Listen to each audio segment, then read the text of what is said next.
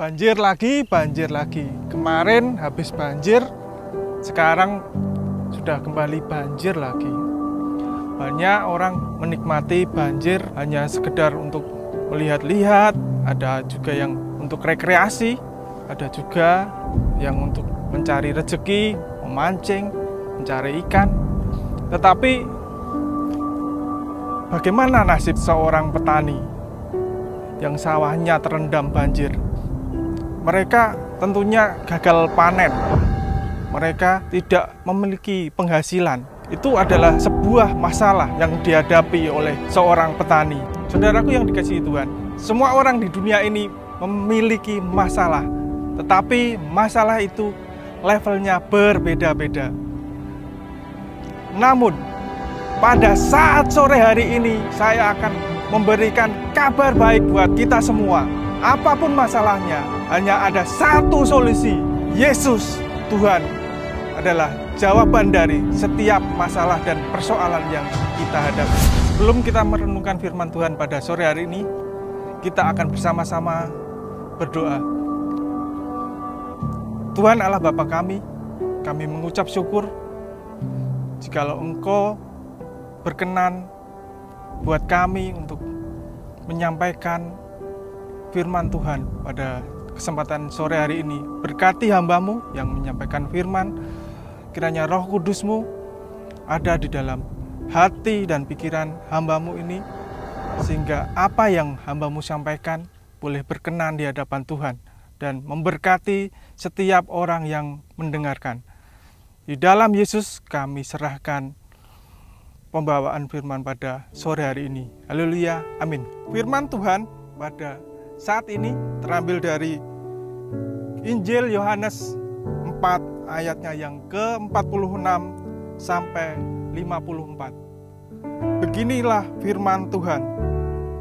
Yesus menyembuhkan anak pegawai istana. Maka Yesus kembali lagi ke Kana di Galilea, di mana ia membuat air menjadi anggur, dan di Kapernaum ada seorang pegawai istana. Anaknya sedang sakit.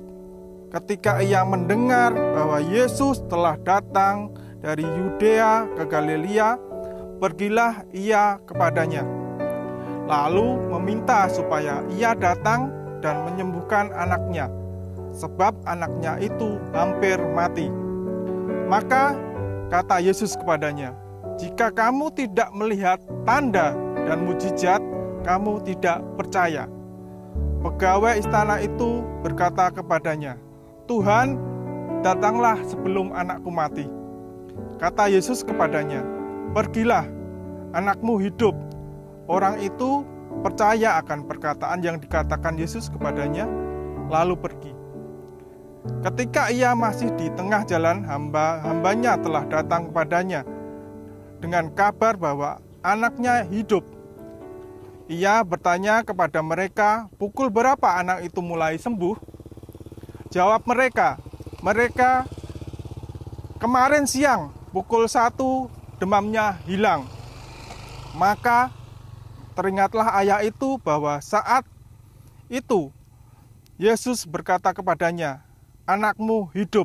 Lalu ia pun percaya, ia dan seluruh keluarganya. Dan itulah tanda kedua yang dibuat Yesus ketika ia pulang dari Yudea ke Galilea. Amin. Semua orang pasti memiliki masalah. Masalah mereka berbeda-beda. Bisa tentang masalah ekonomi, masalah keluarga, bisa juga masalah di dalam pekerjaan, bahkan sakit penyakit. Begitu pula yang dialami oleh pegawai istana pada perikop yang kita baca pada sore hari ini. Dia memiliki masalah, yaitu anaknya yang hampir mati. Itu adalah sebuah masalah yang dihadapi oleh pegawai istana, masalah yang sangat serius.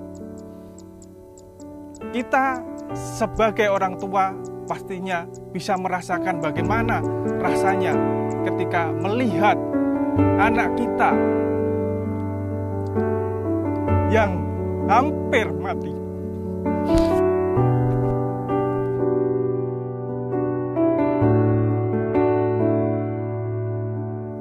Beban itu sangat terasa berat sekali. Seakan-akan kita mau menggantikan anak kita yang sakit itu.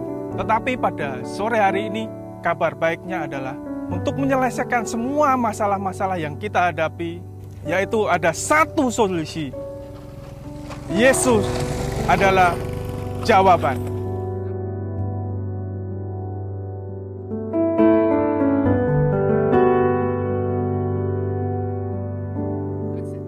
Bagaimana Yesus bisa menjadi jawaban atas semua permasalahan-permasalahan yang kita hadapi? Apa yang harus kita lakukan? Yang pertama, pada ayat 47 bagian A. Ketika ia mendengar bahwa Yesus telah datang dari Yudea ke Galilea. Mendengar, Bapak Ibu Saudara yang dikasihi Tuhan. Pegawai istana itu mendengar tentang Yesus. Bagaimana Yesus memiliki kuasa, yaitu Dia sanggup mengubah air menjadi anggur. Yesus menyelesaikan persoalan dengan kuasanya. Sudahkah kita mendengar tentang Yesus dan kuasanya? Sudahkah kita mendengar firman-Nya dan menjadikan solusi atas kehidupan kita? Firman-Nya berkuasa menolong setiap persoalan kita. Yang kedua, mencari Dia. Kita harus mencari Tuhan, yaitu terdapat dalam ayat 47 bagian B. Pergilah ia kepadanya, lalu meminta supaya ia datang dan menyembuhkan anaknya, sebab anaknya itu hampir mati.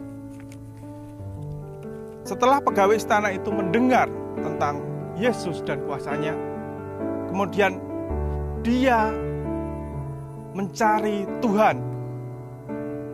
Bukan persoalan yang mudah ketika pegawai istana itu mencari Tuhan. Seperti juga kita, ketika kita mencari Tuhan itu tidak secara mudah sekali, instan, itu tidak bisa. Akan banyak sekali tantangan dan hambatan, rintangan yang harus kita hadapi. Namun, pegawai istana itu tetap semangat dan tidak patah arang, tidak putus asa untuk mencari dan mencari Yesus. Semangat itulah yang harus kita contoh, yang harus kita teladani dari seorang pegawai istana. Bagaimana dengan kita? Apakah dalam menghadapi persoalan kita sudah mencari Dia? Carilah Tuhan selama Dia masih berkenan, dan jangan sia-siakan kesempatan itu. Apapun tantangan dalam mencari Tuhan, janganlah putus asa. Di dalam Tuhan Yesus ada jawaban dan harapan. Yang ketiga, yaitu meminta kepada Yesus. Terdapat dalam ayat yang ke-49. Pegawai istana itu berkata kepadanya, "Tuhan, datanglah sebelum anakku mati. Mintalah kepada Yesus." Banyak orang meragukan akan kuasa Tuhan. Mereka jika belum melihat tanda dan mukjizat yang dibuat Tuhan, mereka pasti tidak akan percaya. Ketika kita meminta kepada Tuhan, harapan kita pastinya harus sesuai dengan apa yang kita inginkan. Meskipun jawaban dari doa-doa kita tidak selalu sama yang seperti kita harapkan. Namun, Tuhan tetap mengasihi kita. Tuhan tidak akan pernah merancangkan rancangan kecelakaan buat kita. Mintalah, kamu akan mendapatkan yang terbaik versinya Tuhan, bukan versi kita. Apapun masalahnya, persoalan yang kita hadapi, hanya Yesus jawabannya. Karena Dia punya kuasa untuk menolong kita. Seperti pegawai istana mendapat jawaban atas masalahnya. Carilah Dia, datang padanya, minta kepadanya, Tuhan akan memberkatimu. Amin.